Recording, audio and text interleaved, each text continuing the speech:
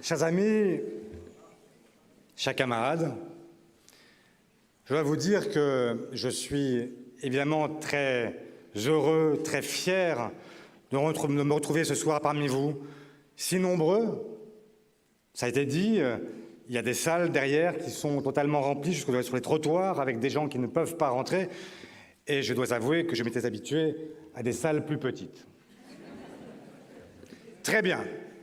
Ça prouve que nous avançons. Et c'est vrai que depuis quelques semaines, depuis l'accord de cette nouvelle union populaire, écologique et sociale, un espoir s'est levé.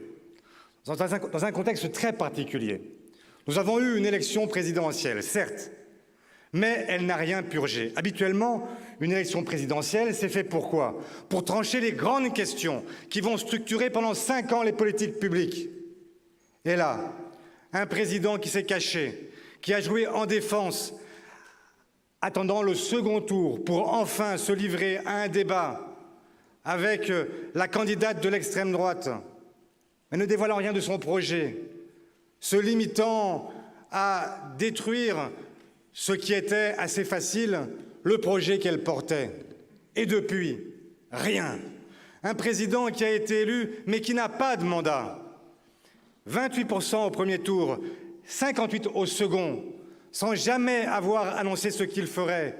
Il est venu chercher un chèque en blanc. Mais celles et ceux qui sont venus au second tour pour l'élire président de la République ne l'ont pas fait pour son projet. Ils l'ont fait simplement pour éviter le pire, pour éviter Marine Le Pen. J'en étais, mais je n'ai pas voté pour le projet d'Emmanuel Macron. J'ai simplement voté pour éviter Marine Le Pen. Et je voudrais qu'ils s'en souviennent maintenant. Je voudrais qu'ils comprennent que maintenant, nous allons, oui, donner un mandat à celui qui nous gouvernera, celui qui permettra à la France de s'engager dans les grandes transitions pour les 5 prochaines années. Et c'est l'élection législative qui va en décider. Et c'est maintenant que nous allons permettre à la gauche de l'emporter.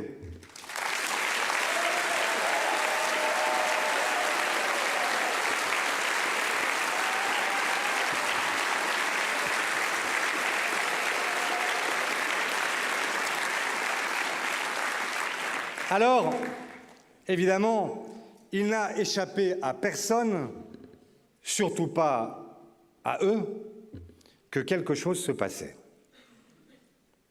Sans doute l'avez-vous ressenti. Il y a des gens qui, il y a quelques semaines encore, vous disaient la gauche.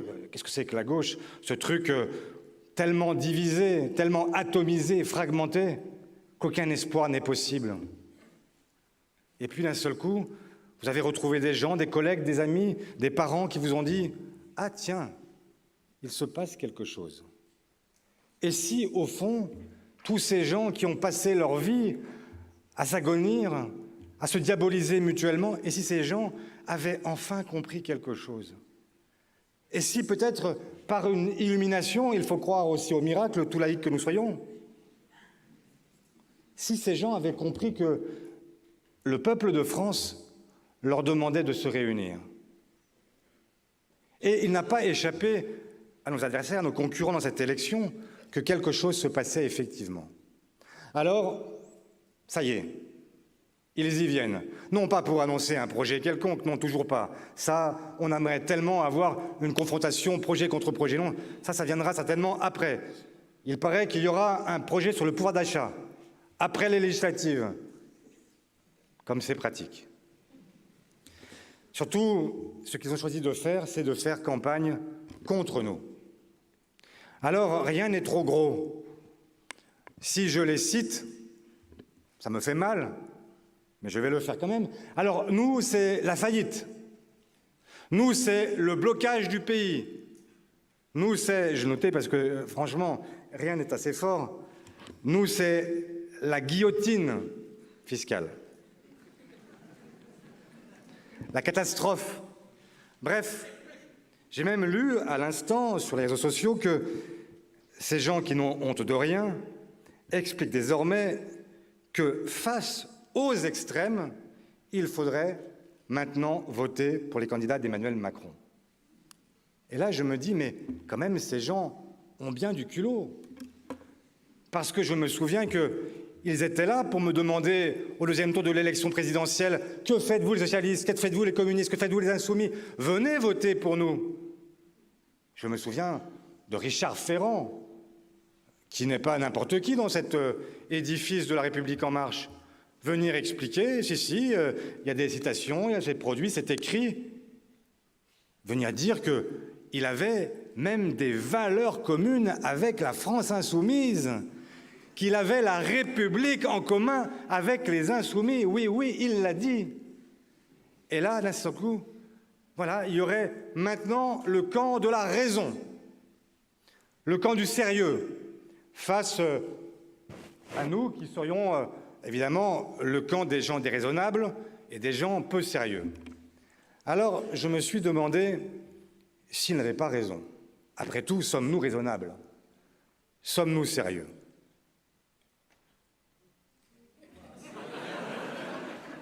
Vous doutez un peu ou pas? Bon, bien moi je vais vous dire une chose, c'est que c'est le monde dans lequel nous vivons qui n'est pas sérieux. Nous sommes parmi les 7 grandes puissances économiques au monde. Et il y a entre 2 et 3 millions d'enfants pauvres. Est-ce que ce monde est sérieux? Il y a dans ce pays, dont je viens de dire qu'il était une des grandes puissances économiques mondiales, entre 9 et 12 millions, selon les évaluations, de gens qui vivent soit au niveau, soit en dessous du seuil de pauvreté. Est-ce que ce monde est sérieux? Il y a dans ce pays des gens qui ont longtemps vanté un système hospitalier qui était parmi les meilleurs au monde, qui garantissait l'accès aux soins de toutes et tous.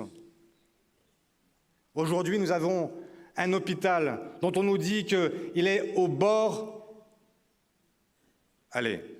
du burn-out. Et donc,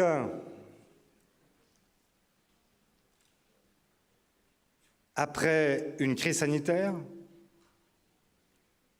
dans un moment où nous avons salué à nos fenêtres à 20h le personnel soignant, où le président a même expliqué au lendemain du premier confinement qu'il était désormais converti au service public, même convoquant les jours heureux.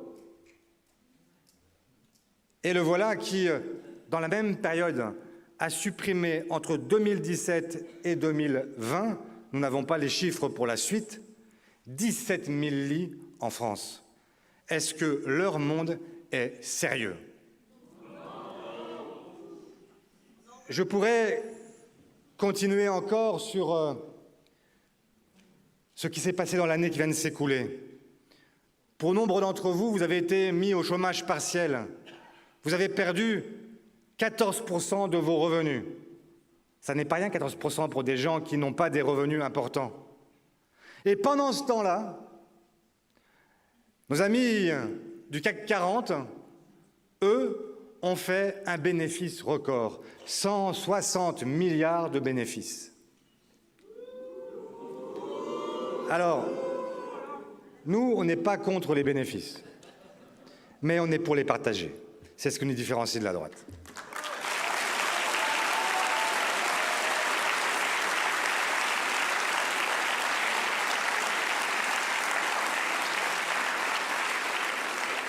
Et chers amis, ce monde, leur monde, n'est pas sérieux tout simplement parce que ça a été dit avant moi, mais je ne peux pas m'empêcher de le répéter parce que c'est le grand défi qui est devant nous. Comment iront dire, nous, vous qui allez devenir députés dans les prochaines heures, grâce à vous, comment irons-nous expliquer à nos enfants, à nos petits-enfants qu'au moment où nous pouvions encore agir sur le réchauffement climatique, nous n'avons rien fait. Nous avons préféré nous poser la question de la dette financière, nous poser la question de la dette que nous avons contractée avec des gens qui, en réalité, mourront riches. Mais la réalité, c'est que la dette écologique, elle est infiniment moins supportable que toutes les dettes financières du monde, parce que nous avons une urgence à relever ce défi climatique et que nous ne pourrons pas dire à celles et ceux qui nous survivront que nous n'avons rien fait, que nous n'avons rien essayé, que nous n'avons même pas tenté d'interdire ce réchauffement qui pourtant menace les espèces, menace tout simplement l'espèce humaine, fera de la vie de celles et ceux qui nous suivront un enfer. Alors oui, nous avons un enjeu, et c'est maintenant que nous devons le relever, et c'est maintenant que nous voulons un autre monde, parce que demain, cet autre monde, il sera rendu plus difficile par l'inaction climatique, par l'inaction sociale, par tout simplement leur volonté de toujours tout laisser au marché.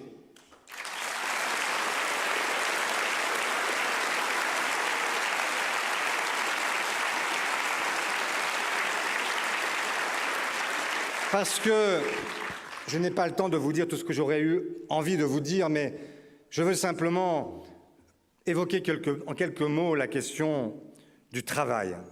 Cet après-midi, ou ce matin, je ne sais pas, j'ai vu ça sur mon fil Twitter, sur mon téléphone, le ministre de l'économie actuel, celui que nous allons bientôt remplacer,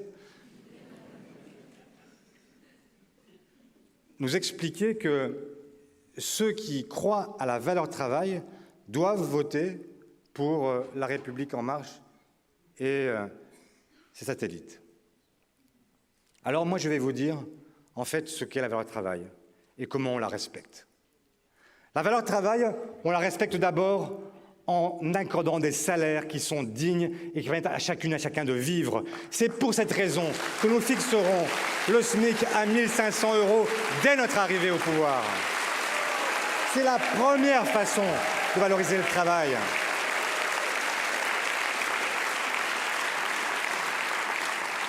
La deuxième façon de respecter la valeur travail, c'est de faire l'inverse de ce qu'ils ont fait en arrivant au pouvoir. C'est-à-dire de ne pas privilégier sur le plan fiscal, avec la flat tax, avec l'ISF, avec la fin de l'exit tax, privilégier le capital sur le travail. Ça aussi, ça n'est pas respecter la valeur travail. La respecter, c'est mettre à minima au même barème les revenus du travail et ceux du capital. C'est ce que nous ferons en abolissant la flat tax, en rétablissant l'ISF, en surtaxant les super profits, en faisant en sorte que celles et ceux qui ont aujourd'hui tant d'argent viennent rendre aussi à ceux qui créent la richesse et faire en sorte que nous puissions partager et faire en sorte que chacun puisse vivre mieux. C'est ça, respecter la valeur travail. Respecter la valeur travail, c'est aussi accepter l'idée qu'on ne peut pas laisser des gens rentrer dans la précarité pour toujours. Nous avons, au XXe siècle, conquis des droits nouveaux pour les salariés. Chaque page du Code du travail représente des combats qu'ont menés les syndicalistes, la gauche politique, celles et ceux qui, dans le mouvement social, ont cherché à accorder des droits aux salariés face au patronat. Eh bien, aujourd'hui, il y a une façon simple de contourner ces droits. C'est de vous dire que vous êtes votre propre employeur.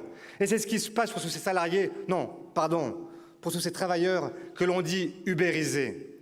Aujourd'hui, les chauffeurs, les livreurs, dont on ne parle pas parce qu'ils sont souvent d'origine étrangère. Et finalement, c'est leur place, le vélo, la moto, la voiture, bref, d'être ceux qui nous transportent, nous livrent, sans aucun droit. On se fracture la jambe en vélo, pas d'accident du travail. On a besoin de prendre des congés, pas de congés payés. On est malade, pas d'assurance maladie. Voilà ce qu'est le nouvel état du travail. Et si nous n'y prenons pas garde, ce qui a commencé avec les livreurs, avec les chauffeurs, ça sera demain, même les avocats, même les journalistes, même toutes celles et ceux qui se pensent préservés, mais qui ne le seront pas. Et donc c'est la raison pour laquelle nous commencerons par cela, par les défendre eux, parce qu'en les défendant eux, nous nous défendons tous.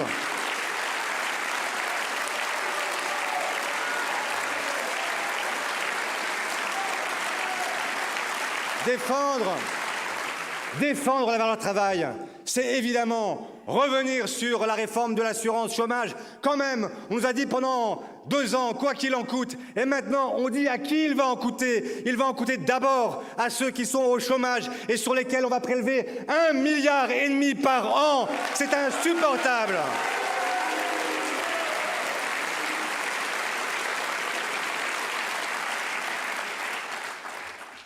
Préserver, respecter la valeur travail, c'est évidemment aussi faire en sorte que le travail paye, y compris quand on ne travaille plus. La retraite.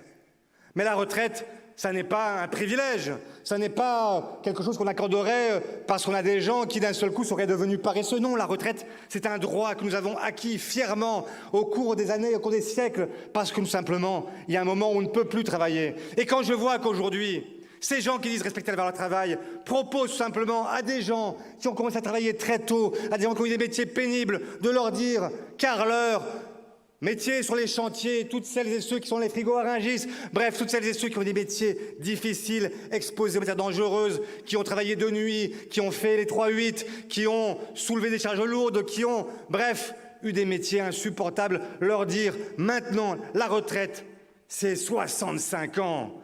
Mais quelle est cette aberration par laquelle on voudrait faire en sorte que ce soit ceux qui ont eu les métiers les plus difficiles qui viennent payer par leur travail plus longtemps la retraite des cadres? Comment c'est possible d'imaginer que ceux qui ont une espérance de vie de 8 à 13 ans inférieure à la moyenne des cadres, leur dire que c'est eux qui vont justement payer la retraite des autres? Cette injustice est intolérable et c'est la raison pour laquelle nous nous battons ensemble pour le retour de la retraite à 60 ans.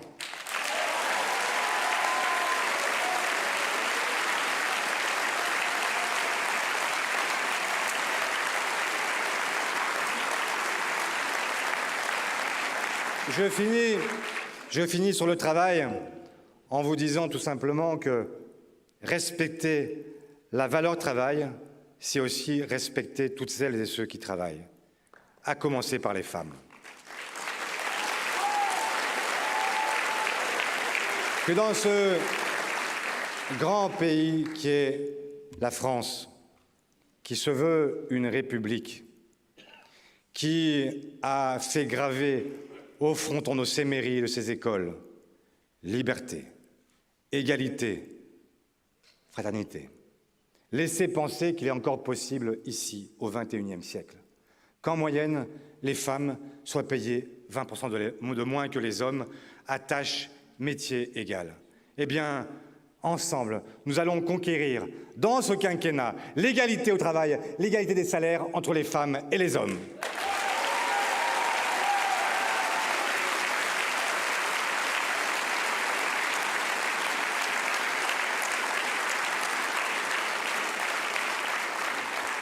Chers amis, j'en ai fini parce que depuis longtemps, on me dit que mon temps est dépassé et que Jean-Luc, qui m'accorde de bonne grâce la parole, parce qu'on le dit très autoritaire, insupportable, difficile à vivre, j'avoue que je l'ai pensé moi aussi. Au début, je me suis dit, on m'avait prévenu, on m'avait dit, il mange les enfants. Et moi, j'ai eu peur. Et puis, nous avons discuté et nous nous sommes rendus compte que nous parlions la même langue, que nous avions envie des mêmes choses, du même monde, que nous avions envie de rendre ensemble un espoir à ce pays. Et c'est cette aventure formidable que nous menons ensemble depuis. Alors, je sais bien, il y a des gens qui diront « Jean-Luc, il est parfois outrancier. » Ah, c'est vrai, il ne parle pas comme moi. Et des fois, c'est difficile. Je me dis, oula, mais enfin, il se rend compte là qu'on va se prendre une avalanche de... Eh bien, j'assume avec lui. Parce qu'il y a des gens qui s'arrêtent à ces mots. Mais moi, je voudrais qu'on parle derrière les mots M-O-T-S, des mots M-A-U-X qu'il évoque, et qu'on arrête les polémiques inutiles, et qu'on aille chercher jusqu'au fond, qu'on se pose les bonnes questions, qu'on ait enfin le courage de traiter les vrais sujets et de ne pas se cacher derrière des polémiques futiles. Alors, chers amis, vous qui, pendant ces dernières années, avez combattu dans les mouvements sociaux qui avaient fait bouger la France, avec MeToo, avec les marches pour le climat, la marche contre les retraites, qui avait été sur les ronds-points, toutes et tous, vous qui avez voulu, qui avez rêvé d'un autre monde, vous qui avez rêvé d'un autre pays, eh bien, c'est possible dimanche, à une seule condition, c'est qu'on se mobilise toutes et tous. Eh bien, je compte sur vous toutes et vous tous. Je vous en remercie d'avance et je vous dis ensemble, oui, la victoire est possible, un autre monde est possible et ensemble, on va gagner.